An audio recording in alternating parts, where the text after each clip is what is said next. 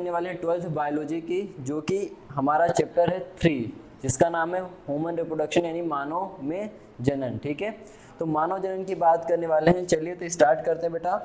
Human reproduction में सबसे पहले हमें ह्यूमन में किस टाइप का किस टाइप का रिप्रोडक्शन होता है बेटा, तो सबको पता है ये चीज क्या होता है, सेक्सुअल रिप्रोडक्शन। ठीक है, मैं बेसिक चीजें बेसिक से स्टार्ट कर रहा हूँ, इसलिए मैंने आपको बता रहा हूँ कि जो ह्यूमन के अंदर रिप्रोडक्शन होने वाला है बेटा, वो किस टाइप का होने वाला है, सेक्सुअल रिप्रोडक्शन होने वाला है। और यहाँ पर क्या होगा, दो पेरेंट्स की जरूरत पड़ेगी, जो कि एक मेल है और दूसरा फीमेल है। इससे सिंपल सी बात है बेटा। ठीक है, मेल और फीमेल ये दो मिलके क्या करेंगे, सेक्सुअल रिप्रोडक्शन करेंगे और बेबी को प्रोड्यूस करेंगे। बट यहाँ जो बेबी प्रोड्यूस होता है वो क्या होता है, 9 मंथ की प्रेगनेंसी के बाद डेवलप होकर प्रोड्यूस होता है। ठीक है, तो इस कारण से ह्यूमन किस टाइप का ऑर्गेनिज्म है, बाइवीपेरस। आपको मैंने फर्स्ट चैप्टर में पढ़ाया हुआ है कि जो बाइवीपेरस होते हैं, इनका मतलब होता है कि बच्चों को जन्म देने वाले हैं, और एक टाइप के ऑर्गेनिज्म होते हैं ओवीपेरस, जिसमें क्या होता है वो बच्चों को ना जन्म देकर एक को जन्म देते हैं, और एक को मतलब जन्म नहीं मतलब बाहर प्रोड्यूस करते हैं, और एक के थ्रू वो बेबी प्रोड्यूस होकर बाहर निकलता है। ठीक है, तो उसे हम ओवीपेरस कहते हैं। बट ह्यूमन के बारे में क्या है, बाइवीपेरस है। क्यों है, ये बच्चों को क्या करते हैं बेटा, बच्चों को क्या करेंगे, जन्म देने वाले हैं। ठीक है, तो बच्चों को जन्म देंगे, इसलिए हम इनको क्या कहते हैं, बाइवीपेरस कहते हैं। ठीक है, चलिए ह्यूमन रिप्रोडक्शन में डिटेल में जाने से पहले हमें ह्यूमन के अंदर रिप्रोडक्शन में क्या क्या इवेंट्स होती है बेटा, रिप्रोडक्टिव इवेंट्स। ठीक है, तो सबसे पहले हमें बात पता होना चाहिए भैया कि रिप्रोडक्शन यदि हो रहा है तो कौन कौन सी इवेंट होने वाली हैं। यानी एक सिंपल भाषा में हमें समझने वाले हैं कि पूरे चैप्टर में क्या क्या पढ़ने वाले हैं, और हम वही पढ़ेंगे जो सेक्सुअल रिप्रोडक्शन के अंदर, ह्यूमन के अंदर जो रिप्रोडक्शन होता है उसके अंदर कौन कौन से स्टेप या कौन कौन से इवेंट्स होते हैं। ठीक है बेटा, चलिए तो अच्छा, रिप्रोडक्टिव इवेंट कब होती है, सिंपल सी बात है, कब होती बताया हुआ है, रिप्रोडक्टिव फेज में होगी। कब होगी बेटा, रिप्रोडक्टिव फेज के अंदर होगी। रिप्रोडक्टिव फेज कब आता है, आफ्टर प्यूबर्टी। कब आता है बेटा, आफ्टर प्यूबर्टी, यानी जब प्यूबर्टी खत्म होती है, यानी प्यूबर्टी के बाद जो इस फेज स्टार्ट होती है, रिप्रोडक्टिव फेज होती है, जो कब होती है, लगभग 13 to 14 से। ठीक है, 13-14 साल से कब तक, फीमेल की बात करें तो 50 ईयर तक, in case of female, in female, यानी फीमेल की यदि हम बात करेंगे रिप्रोडक्टिव फेज की, तो कितना होता है, 14 ईयर से 15 ईयर के बीच का जो पीरियड होता है, टाइम पीरियड होता है, वो रिप्रोडक्टिव फेज के अंदर आता है। बट यही बात यदि हम मेल के बारे में बात करें बेटा, तो मेल के बारे में यहाँ पर यदि हम 13-14 थोड़ा सा एवरेज ले सकते हो, 15 तक थोड़ा लेट आता है मेल के अंदर। 13-14 से स्टार्ट होगा तो लाइफ, जब तक वो लाइफ जो है, जब तक उसका जीवन होगा, तो उसके अंदर क्या होगा, और मतलब डेथ के पहले पहले। ठीक है, तो यहाँ मैं क्वेश्चन लिख रहा हूँ, सिंपल समझ लो, कंटिन्यू चलता रहेगा। ठीक है, यानी जब तक उसकी डेथ नहीं हो जाएगी और रिप्रोडक्शन कर सकता है, बेबी को प्रोड्यूस कर सकता है, यानी उस पे अपन नहीं लिख सकते कि उसकी रिप्रोडक्टिव फेज क्या है। आई बस में मेल के अंदर फिक्स है बेटा, ज़्यादा से ज़्यादा 45 से 50 साल तक रिप्रोडक्शन कर सकती है। ठीक है, चलिए अब हम एक एक इवेंट्स के बारे में बात करने वाले हैं। ठीक है, तो जो पहला इवेंट आता है हमारा बेटा, वो कौन सा आता है, गेमेटोजेनेसिस। पहली इवेंट की हम बात कर रहे हैं गेमेटोजेनेसिस की। ठीक है, ये बेसिक चीजें हैं जो हमें पूरे चैप्टर में देखनी है। ठीक है, तो पहला इवेंट है गेमेटोजेनेसिस। गेमेटोजेनेसिस में क्या होता है बेटा, ये गेमिट प्रोड्यूस किए जाते हैं, यानी गेमिट बनाए जाते हैं। यदि वो मेल है तो मेल के अंदर मेल गेमिट बनेगा, और फीमेल के अंदर फीमेल गेमिट बनेगा। ठीक है, तो गेमेटोजेनेसिस यानी युग्मक जनन। ठीक है, जिसमें हम गेमिट फॉर्म करेंगे। 2 टाइप के गेमिट फॉर्म होते हैं बेटा गेमेटोजेनेसिस से, एक तो स्पर्म फॉर्म होता है, ठीक है, और एक ओवम फॉर्म होता है। ठीक है, यानी गेमेटोजेनेसिस के थ्रू स्पर्म फॉर्म होगा या ओवम फॉर्म होगा। यदि स्पर्म फॉर्म होगा तो बेटा गेमेटोजेनेसिस के 2 टाइप हैं। यदि स्पर्म बनाना है तो कौन सी प्रोसेस से बनाते हैं, स्पर्मेटोजेनेसिस से। किससे बनाते हैं, स्पर्मेटोजेनेसिस से बनाते हैं। और यदि हमें ओवम प्रोड्यूस करना है बेटा तो किससे बनाएंगे, oogenesis। किससे बनाएंगे, oogenesis। यानी स्पर्मेटोजेनेसिस और oogenesis कोई अलग बात नहीं कर रहे अपन। गेमेटोजेनेसिस के 2 टाइप हैं। यदि स्पर्म बनाना है तो बेटा स्पर्मेटोजेनेसिस करनी पड़ती है, जो कि किसके अंदर होती है, मेल के अंदर। किसके अंदर होती है, मेल के अंदर डन होती है। और oogenesis यदि हमें ओवम प्रोड्यूस करना है तो फीमेल के अंदर oogenesis होगा, ओवम बनेगा। ठीक है, किसके अंदर होगा, ये फीमेल के अंदर होने वाला है। ठीक है, तो मेल के अंदर स्पर्मेटोजेनेसिस होगा जिससे ओवम प्रोड्यूस होगा, और फीमेल के अंदर oogenesis होता है जिससे ओवम प्रोड्यूस होगा, और इन दोनों को मिला के स्पर्मेटोजेनेसिस और oogenesis को हम मिला देते हैं तो क्या कहलाता हो, गेमेटोजेनेसिस, क्योंकि मेल और फीमेल गेमेट हम फॉर्म कर रहे हैं। तो ये पहले इवेंट हो गए।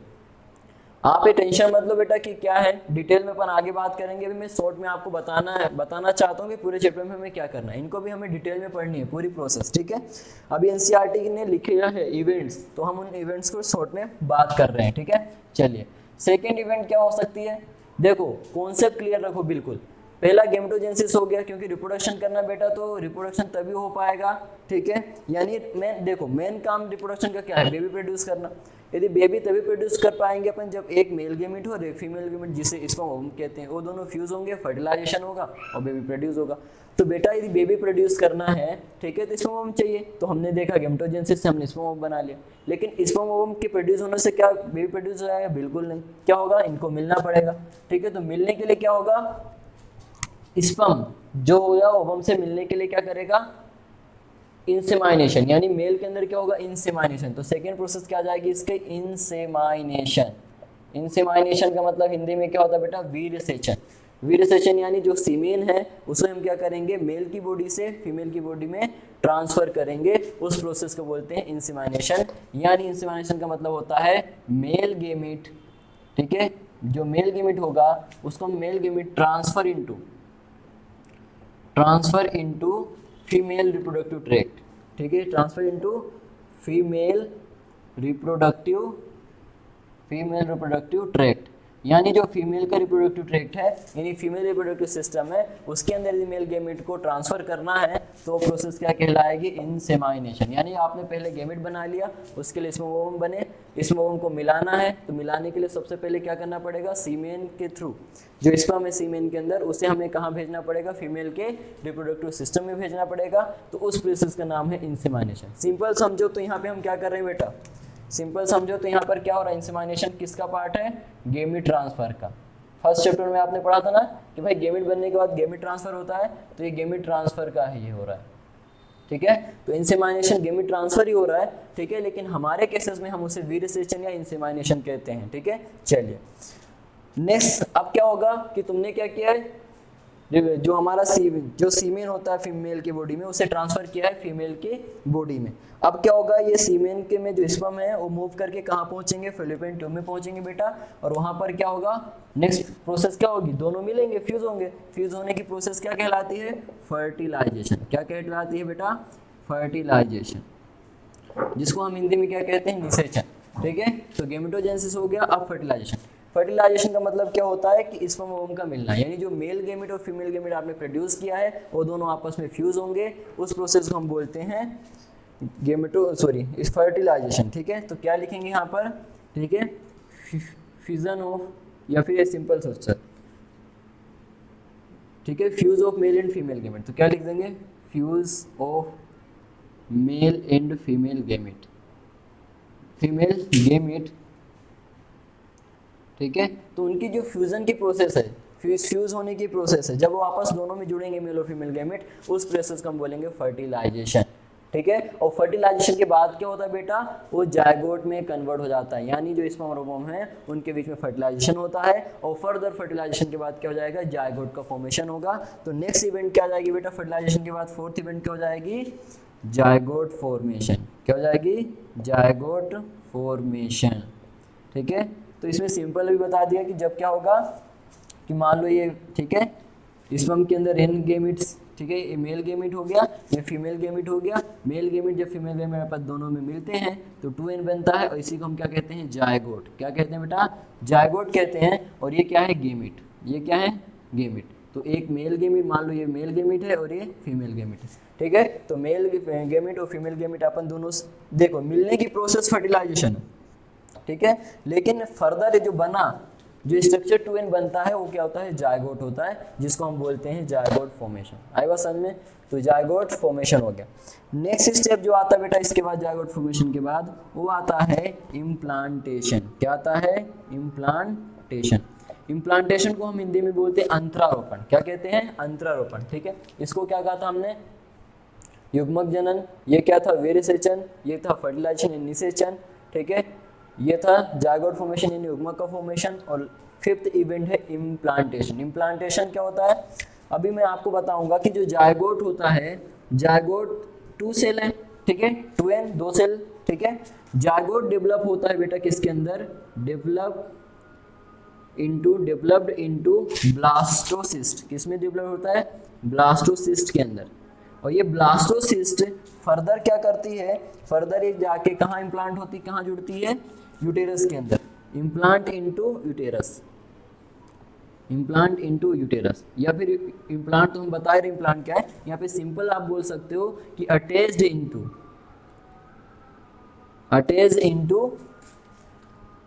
मेम्ब्रेन ऑफ यूटेरस, ठीक है, मेम्ब्रेन ऑफ यूटेरस, ठीक है। तो ब्लास्टोसिस्ट क्या होता है कि attach into the membrane of uterus, यानी जो ब्लास्टोसिस्ट होता है बेटा वो क्या करता है, मेम्ब्रेन जो होती है यूटेरस की, कौन सी मेम्ब्रेन, एंडोमेट्रियम, मायोमेट्रियम और पेरीमेट्रियम। अपन अभी यूटेरस के बारे में पढ़ेंगे फीमेल रिप्रोडक्टिव सिस्टम के अंदर, तो आपको बात करेंगे उसके अंदर 3 लेयर होती है, ठीक है। तो जो यूटेरस की मेम्ब्रेन होती है, ठीक है, वहां पर जाके तुम्हारा जायगोट डेवलप होता है ब्लास्टोसिस्ट में, और फर्दर जाके क्या कहते हैं, वहाँ इम्प्लांट हो जाता है, ठीक है। इस प्रोसेस को हम क्या कहते हैं, इम्प्लांटेशन कहते हैं, यानी अंतरारोपण कहते हैं, ठीक है। चलिए, इम्प्लांटेशन के बाद क्या होगा, आप खुद ही देखो, इम्प्लांटेशन हो चुका है, ठीक है। इम्प्लांटेशन के बाद क्या होगा, प्रेगनेंसी। क्या होगी, प्रेगनेंसी, या फिर प्रेगनेंसी जो कि 9 मंथ की जनरली देखने को मिलती है, ठीक है। उस वेरी कर सकती है 8, 9, 10, 11, कहीं कभी कभी तो 11th मंथ में भी प्रेगनेंसी होती है, मतलब डिलीवरी होती है, ठीक है। तो इम्प्लांटेशन यानी जो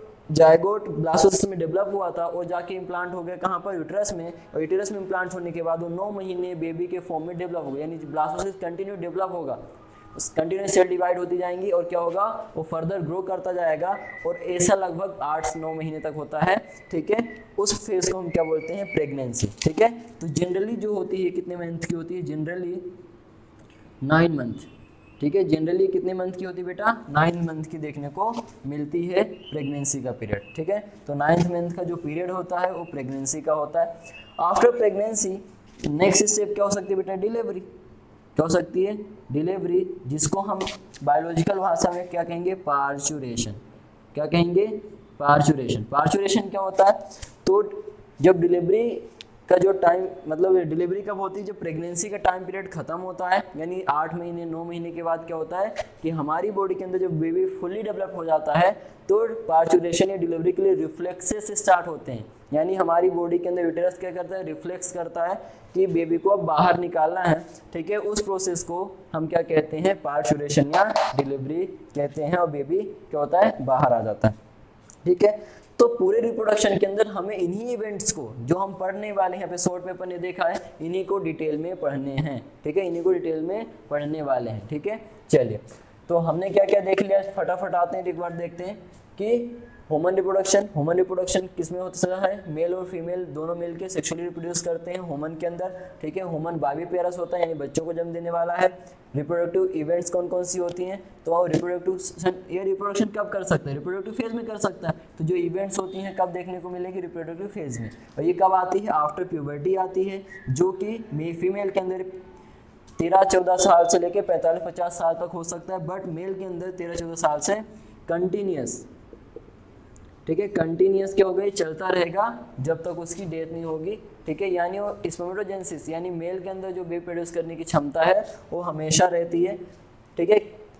नेक्स्ट आते हैं इवेंट्स के अंदर। तो इवेंट्स की बात करें तो पहली जो इवेंट्स है गेमेटोजेनेसिस है, जिसमें हम स्पर्म ओवम बनाते हैं। यदि स्पर्म बना रहे हैं तो उसको स्पर्मेटोजेनेसिस कहने वाले हैं, और ओवम बना रहे हैं तो oogenesis कहने वाले हैं। यानी गेमेटोजेनेसिस 2 टाइप के हैं, इन्हें हम इस पे बेस्ड बहुत क्वेश्चंस आते हैं स्पर्मेटोजेनेसिस oogenesis में, हम इनको आगे देखेंगे, ठीक है। इंसेमाइनेशन तुमने गेमेट फॉर्म कर लिए भैया, उनको जोड़ना है, मतलब उनको फ्यूज करना है। फ्यूज करने के लिए यानी फर्टिलाइजेशन करने के लिए उन्हें आपस में मिलना पड़ेगा, और मिलने के लिए पहले तुम्हें क्या करना पड़ेगा, मेल के अंदर जो स्पर्म है उन्हें फीमेल के रिप्रोडक्टिव में ट्रांसफर करना पड़ेगा। उस प्रोसेस को हम बोलते हैं इंसेमाइनेशन, ठीक है। नेक्स्ट आता है फर्टिलाइजेशन यानी fusion of male and female gamete, यानी मेल और फीमेल गैमेट दोनों आपस में फ्यूज हो जाते हैं, ठीक है, और जायगोट फॉर्म करते हैं। दिस प्रोसेस इज फर्टिलाइजेशन, ठीक है। नेक्स्ट है जायगोट फॉर्मेशन। जायगोट फॉर्मेशन क्या हुआ, अभी मैंने आपको बताया कि जब मेल और फीमेल गैमेट बनते हैं तो क्या होता है, जायगोट बनता है, ठीक है। तो ये नेक्स्ट स्टेज आ जाएगी जायगोट फॉर्मेशन। ठीक है। नेक्स्ट हम बात करें जायगोट फॉर्म हो चुका है, अब क्या होगा इम्प्लांटेशन। ठीक है, तो इम्प्लांटेशन, जायगोट का इम्प्लांटेशन नहीं होता बेटा, जायगोट तो फिलिपिन ट्यूब में बन जाता है और सीलिया के थ्रू, सीलिया उसे धक्का देते देते कहाँ ले जाते हैं, यूट्रस के पास ले जाते हैं। बट यूट्रस में जाते जाते किस में डेवलप हो जाता है, ब्लास्टोसिस्ट में डेवलप हो जाता है और ब्लास्टोसिस्ट अटैच हो जाता है जाके यूट्रस की वॉल में, और इस प्रोसेस को हम क्या कहते हैं, इम्प्लांटेशन। इम्प्लांटेशन हो गया तो प्रेगनेंसी, प्रेगनेंसी में समझ लो बेबी का डेवलपमेंट होने वाला। तो प्रेगनेंसी के अंदर यहाँ पे मैं लिख भी दे रहा हूँ कि प्रेगनेंसी के अंदर क्या होगा, बेबी का डेवलपमेंट होगा, डेवलपमेंट। ठीक है, 9 महीने चलता है बेबी का डेवलपमेंट। ठीक है, जनरली एवरेज हम बात करें बट उससे कम भी हो सकता है और ज़्यादा भी हो सकता है। ठीक है, नेक्स्ट आता है डिलीवरी या पार्चुरेशन। प्रेगनेंसी, आफ्टर प्रेगनेंसी जब बेबी फुली डेवलप हो जाता है तो उसके अंदर डिलीवरी के लिए रिफ्लेक्सेस स्टार्ट होते हैं और वहाँ पर बाद में बेबी क्या होता है, यूट्रस से विजाइना के थ्रू बाहर आ जाता है, जिस प्रोसेस को हम क्या कहते हैं, पार्चुरेशन या फिर डिलीवरी। ठीक है, चलिए नेक्स्ट हम बात करेंगे male and female reproductive system की। तो मेन टॉपिक जो अब हमारे हैं वो नेक्स्ट क्लास से स्टार्ट होने वाले हैं, नेक्स्ट लेक्चर से स्टार्ट होने वाले हैं। ठीक है, जिनको हम बात करेंगे क्या, male and female reproductive system की पहले, और फिर हम उसे कंटिन्यू करते हुए आगे बढ़ेंगे। ठीक है, चलिए।